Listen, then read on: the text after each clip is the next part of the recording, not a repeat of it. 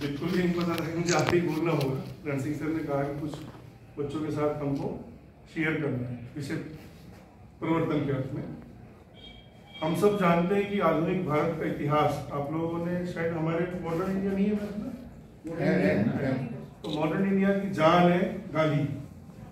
Without Gandhi modern India नहीं बनता, क्योंकि हम जब मॉडर्न इंडिया को कैटेगराइज करते हैं तो 3 पार्ट में बांटते हैं, आपको ध्यान होगा। तो पूरा जो 1919 के बाद का जो भारत का इतिहास है आजादी तक, वो गांधी का इतिहास है। और अगर हम इसको ये भी माने कि गांधी जी ही वो रीढ़ की हड्डी हैं, इसके लिए हम ये बोलते भी कि दे दी तूने आजादी बिना खड़क बिना ढाल, साबरमती के संग तूने कर दिया था। ये बिल्कुल सत्य है। गांधी जी का थोड़ा जीवन परिचय, चूंकि आप लोगों के एग्जाम्स में भी आता रहता है, आप जानते हैं कि गांधी जी का जन्म 2 अक्टूबर 1869 काठियावाड़ का जो इलाका है गुजरात में, ध्यान है southern part of Gujarat Kathiawar का इलाका कहलाता है, वहां एक पोरबंदर नाम की छोटी सी रियासत थी और वहां उनका जन्म हुआ था। उनके प्रधानमंत्री, उनके जो फादर थे करमचंद गांधी था उनका नाम, क्या नाम था, और वो दीवान यानी प्रधानमंत्री की पोस्ट पर वहां विराजमान थे। बहुत समृद्ध फैमिली थी। और अगर कास्ट पैटर्न पे बात करें तो ये गंधी बेचने का काम करते थे, इसलिए गांधी टाइटल लगाते थे। और इस देश में बहुत सारे लोग आज भी गंधी की वजह से, गंधी का अर्थ यहाँ इत्र के अर्थ में। तो साथियों, ये आपको ये बिल्कुल आपको ध्यान रखना है कि इनका जन्म बहुत समृद्ध परिवार में हुआ था। और चूंकि गुजरात उस इलाके में फादर के नाम के साथ बच्चों का नाम जोड़ा जाता था, इसलिए मोहनदास करमचंद गांधी कहते हैं। इनकी माता जी को आपको ध्यान हो किसी को तो पुतली बाई थी। बाल विवाह हुआ था 13 साल की उम्र में, मेरा भी हुआ इसलिए। तो उस बाल विवाह इनका पिछली गली में ही रहती थी पत्नी कस्तूरबा, तो बहुत नजदीक में इनका विवाह हो गया था 13 साल की उम्र। वही स्कूल, अच्छी स्कूलिंग थी उस जमाने में। लेकिन आप समझते हैं कि जैसा समृद्ध परिवारों में जो एजुकेशन होनी चाहिए वो गांधी परिवार में भी, इनके परिवार में भी हुआ। और ये 1888 में यहाँ से London, university of London inner college था। और आप जानते हैं उन जमानों की सबसे बड़ी पढ़ाई बैरिस्टरी की पढ़ाई थी। गांव में आज भी लोग बोलते हैं ज्यादा बड़ा बैरिस्टरी की, वो इसीलिए बोलते हैं कि सबसे बड़ी पढ़ाई कौन सी थी, बैरिस्टरी की। ये 3 साल वहां लंदन पढ़ के आए थे, पढ़ने गए थे। और गांधी जी आपकी तरह ही बहुत मॉडर्न थे। जीवन भर आपको वो तस्वीरें नहीं मिलेंगी, लेकिन थोड़ा मजाक भी हो जाएगा, गांधी जी की 3 गर्लफ्रेंड हुआ करती थी वहां पढ़ाई के दौर में। और सुटेड बुटेड गांधी थे वो, क्योंकि फोटोग्राफी ज्यादा नहीं मिलती। लेकिन गांधी जी बिल्कुल मॉडर्न। वापस जब वहां से यहाँ आए थे तो गांधी जी की आवाज लड़कियों जैसी थी। तो जब बैरिस्टरी की पढ़ाई शुरू कर रहे थे तो उसके साथ उनको लगा कि कुछ शिक्षा पे भी काम करते हैं। स्कूल में पढ़ाने गए तो सक्सेस नहीं हुए, क्योंकि आवाज उतनी बेहतर नहीं थी। किसी को नहीं पता था गांधी जी इतने बड़े व्यक्ति बनेंगे। गांधी जी लगभग 2 साल यहाँ रहे राजकोट के इलाके में, वहां उन्होंने बैरिस्टरी की थोड़ा प्रैक्टिस की। उन जमानों में आपको ध्यान हो तो हमारे यहाँ बहुत सारे लोग गिरमिटिया नाम से मजदूरी करने जाया करते थे विदेशों में। और दक्षिण अफ्रीका में बहुत सारे भारतीय गिरमिटिया यानी बेचारे वो मजदूरी का काम करते थे। तो वहां एक इशू आया और एक बहुत बड़ा गुजराती एक बिजनेसमैन था अब्दुल्ला एंड कंपनी नाम से, गांधी जी के वो संपर्क में आए। प्रॉब्लम जब गांधी जी को बताए तो गांधी जी 1893 से, और अगर मैं कहूं 9 जनवरी 1915 तक दक्षिण अफ्रीका का जीवन है। हालांकि 1914 में चल दिए थे वहां से वापस। 21 साल वो दक्षिण अफ्रीका रहे लगभग। 9 जनवरी को यहाँ भारत आए थे, तो उसी दिन को हम क्या मानते हैं अभी, ध्यान अभी हम मना रहे हैं इंदौर में। तो गांधी जी का ये, और गांधी जी को महात्मा वाला जो टाइटल था बच्चों को अफ्रीका में मिल गया था। और फिर पॉपुलर कहाँ होगा वो पूरा इंडिया में। ये बहुत बड़ी हिस्ट्री है गांधी जी की, क्योंकि शॉर्ट में मुझे करना है। तो गांधी जी का ये है मामला कि गांधी जी ने जो अन्याय नाम की चीज थी दुनिया में, वहां नस्ल भेद और जो इंसानियत के खिलाफ जितनी चीजें हो सकती थी उन सब का विरोध किया। गांधी जी लगभग 78 साल जिए। गांधी जी की और बड़ी बात थी कि उन्होंने अपने सिद्धांतों के साथ कभी समझौता नहीं किया। आजीवन वो अहिंसक रहे। और जैसी अहिंसा की परिकल्पना उन्होंने बचपन में की थी, 78 साल के लास्ट फेज तक भी वो इस पर अटल रहे।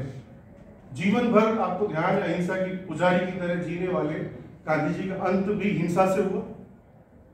गांधी जी की कथनी और करनी में कोई अंतर नहीं था।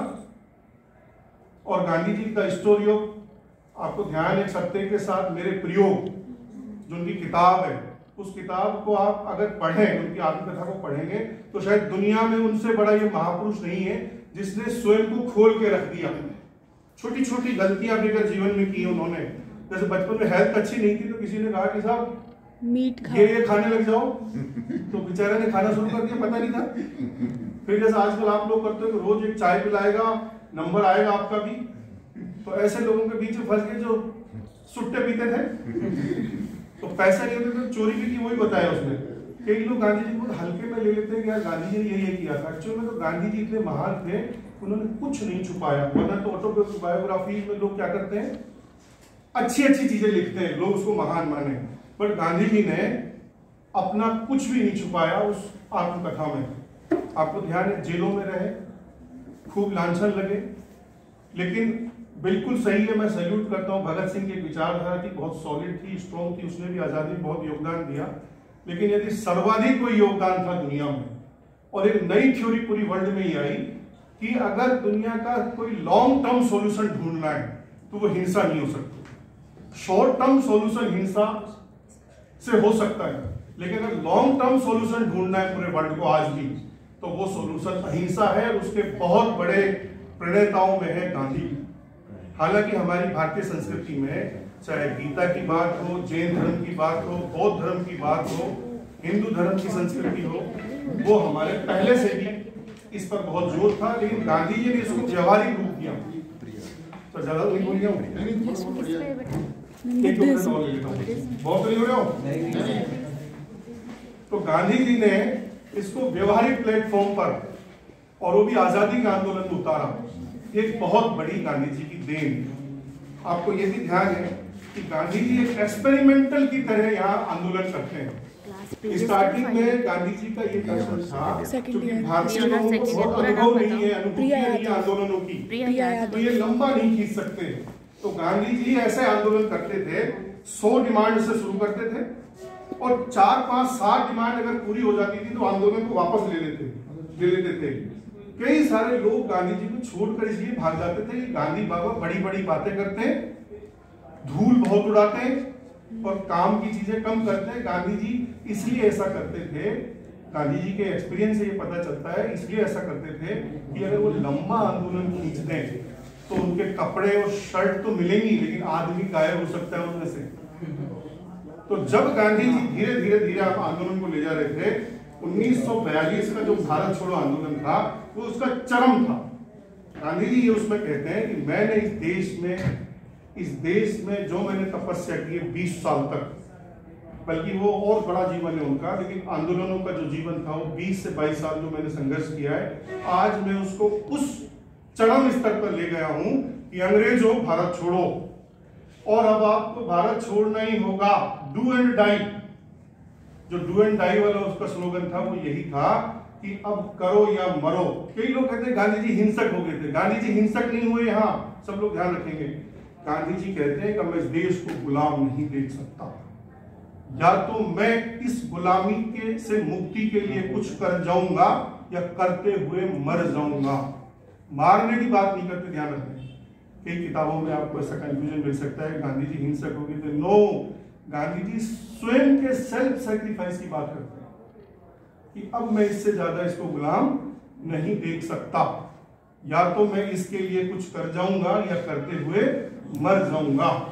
और अब मैंने आपको ध्यान हो, एक चीज और लास्ट में बताता हूं, गांधी जी का इतना बड़ा आंदोलन था भारत छोड़ो आंदोलन, कि सारे जो बड़ी जो प्रीमियर लीडरशिप थी सबको अरेस्ट कर लिया। ध्यान है आपको, ऑपरेशन जीरो आवर किया था मुंबई में अंग्रेजों ने, और इतना बड़ा मैसेज था गांधी जी अपने आप में कि कोई उसका लीडर नहीं था, यानी जो प्रोमिनेंट लीडरशिप थी वो नहीं थी। उसके बावजूद भी 50 लाख लोग भारत की सड़कों पर थे अंग्रेजों के खिलाफ। ये गांधी जी का मैसेज था। और गांधी जी की एक बड़ी चीज और थी साथियों, कि गांधी जब बाबा यहाँ आए थे, आपको पता है गोपाल कृष्ण गोखले ने भारत समझाया तो उनके गुरु भी थे। तो गांधी बाबा शराबबंदी की बात करते थे, नशा मुक्ति की बात करते थे, तो लाखों भारतीयों ने इसलिए नशा छोड़ दिया था कि कोई गांधी बाबा नाम का एक महापुरुष है जो नशाबंदी और शराबबंदी की बात करता है। तो आदिवासियों ने उन सब ने वो जो बड़े बड़े ड्रम थे, जो आपको पता है अपने यहाँ तो कचरा और कितनी सारी चीजें निकलती थी, वो सबको नेल दिया उन्होंने। नशा मुक्ति, नशाबंदी की शपथें ली। गांधी को देखा नहीं उन्होंने, इतना बड़ा मैसेज था। तो गांधी से हमें सीखने को मिलता है वो ये है कि हम स्वयं एक मैसेज है, हमें अपनी पर्सनैलिटी को, हमारे व्यक्तित्व को इम्प्रूव करते रहना चाहिए। हम लोग इंसान है, बहुत सारी कमियां रहती हैं, बट हमेशा कैसा रहना चाहिए, इम्प्रूवमेंट के फेज से गुजरना चाहिए। स्वयं को आईने से झांकना चाहिए, देखना चाहिए और बेस्ट की ओर जाना चाहिए, और बेस्ट अनलिमिटेड। Thank you.